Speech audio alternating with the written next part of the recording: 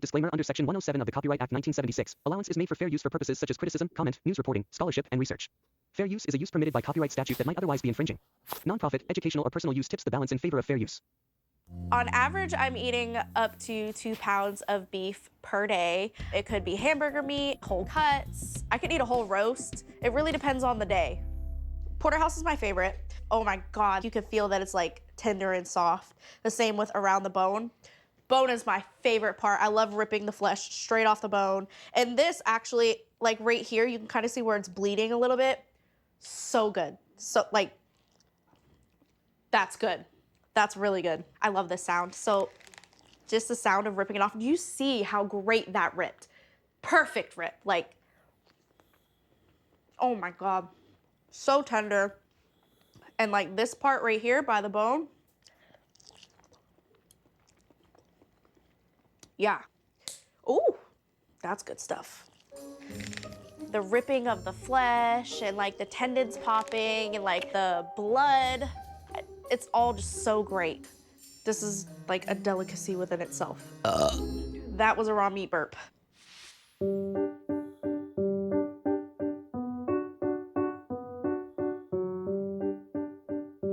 When I'm eating raw meat, it's like nothing matters at that point in time. And then I'm reminded of my childhood.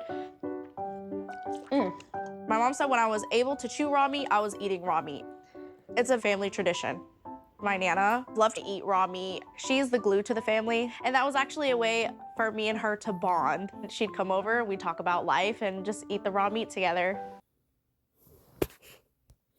All right, first and foremost, I want to give all honor and glory to Yahweh, Bahashim, Yahweh Shai, Bahashim, Rakah, Kodash. Double honors to the elders and apostles of GMS who I learned from. Shalom to the hopeful elect, preaching his word in truth, sincerity. And to you ribs, to you sisters out there learning in silence and staying in order, I say to you all, Shalom. Man, that was some nasty stuff you saw there, man. Watching that made me cringe. I'm sure you put that video in front of any Jake, they just gonna look at that like straight nastiness, bro. Like that's not even in our, that's not something we do, man. Like instinctively.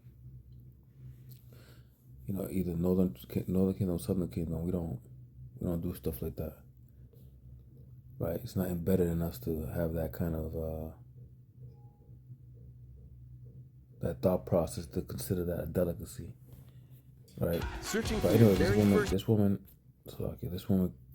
got a disease out of it. Right? It says, make no mistake, this is an unsavory obsession. Florida tattoo shop owner Wendy Marshall is so fond of raw meat that she scarfs 2 pounds of it daily. Ground chuck and cold cuts, whole roast, porterhouse. The bloodier the better. Marshall devours it all. Yo, this lady must have some type of like body order, man. Just thinking like you gotta have some type of body order eating that much raw meat. I'm just saying. Quote, I love ripping the flesh straight off the bone, Marshall 28 declares before popping a marble chunk of steak into her mouth in a clip from Wendy's, quote, My Strange Addiction premiere provided exclusively to the Post. A loud raw meat burp quickly followed. Nasty, bro. That's her, man. This is Esau, man, being revealed in the later days, man. The Lord gives us examples. It says, eating raw meat isn't as rare as you might think. It's a time-honored tradition in Ethiopia and among Arctic indigenous populations. Even reality TV star Heidi Motag has been known to do it.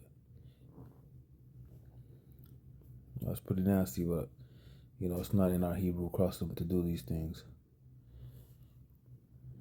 Still, Marshall's awful diet is extreme and potentially dangerous. Experts warn that raw meat can harbor harmful bacteria such as Salmonella, Listeria, Campylobacter, and E. coli, as well as parasites like Trichinella. And Marshall's carnivorous customs do not seem partially hygienic. Yeah, man, this bitch just, grabs the pack, rips it open, and eats it. Nasty, man. I could picture her killing a deer and just ripping the skin open and start eating like a vampire.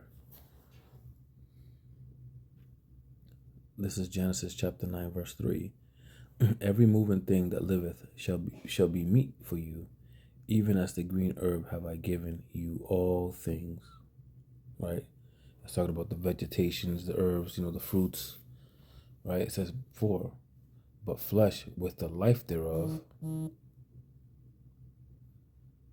which is the blood thereof, shall ye not eat.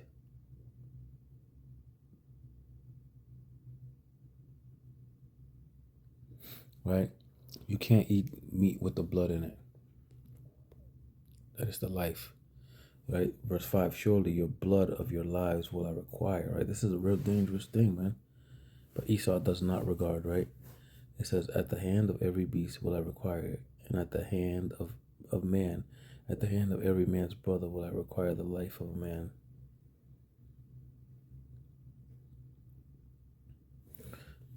Right, so just letting you know that the blood is the life therein, man. You're not supposed to do that, right? And this is the account of Jacob and Esau, right? Because these people came from Esau, right? The Idumeans, right? The Edomites, Esau. This is their forefather. When he was hungry, he sold his birthright, right? Which was, given unto Jacob, which was the inheritance of the kingdom. This man sold all that basically for one morsel of meat that wasn't even cooked yet.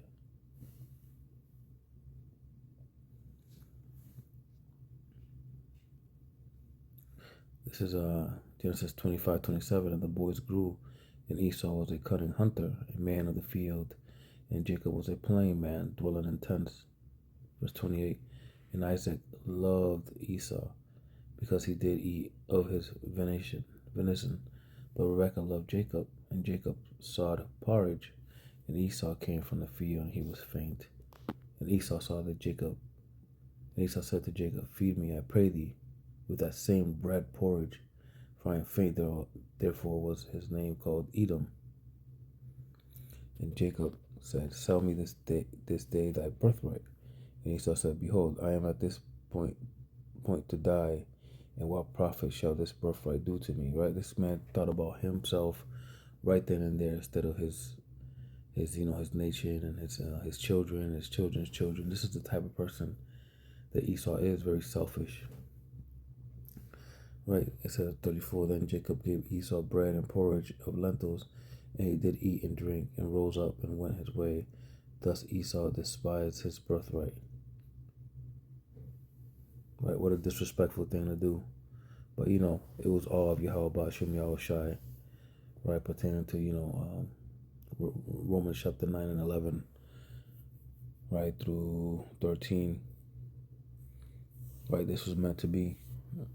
This was preordained, but still, this is the man, the Lord, the crooked man that the Lord made on the earth, the vile of the earth. Right, and this is Job chapter 30. Right, this is the one we go to establish that Esau Edom is a caveman and a base man.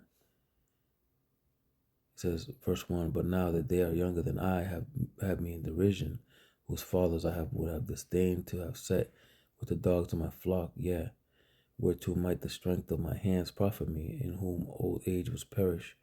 For want and famine, they were solitary, fleeing into the wilderness in former time, desolate and waste. Right, they were lonely. They were a minority. Right, they were outcasted.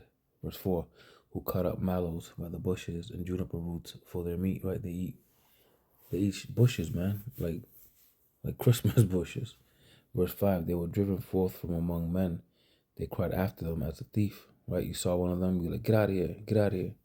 Verse 6, to dwell in the clefts of the valleys and the caves of the earth and in the rocks. Right, this is why we call them cavemen, because that's where they hid. Verse 7, among the bushes they brayed, under the nettles they were gathered together. They were children of fools, children of base men. They were viler than the earth. right? Knuckle draggers, man. But yeah, man, you get the point. I pray this lesson was edifying. I want to give all honor and glory to Yahweh, Bahashim Yahushai, Bahashim Makaha Kodash. Double honors to the elders and apostles of GM. That's what I learned from. Shalom to the whole full of life, preaching this word in true sincerity. And to you, ribs, to you sisters out there learning silence to stay in order, I say to you all, Shalom.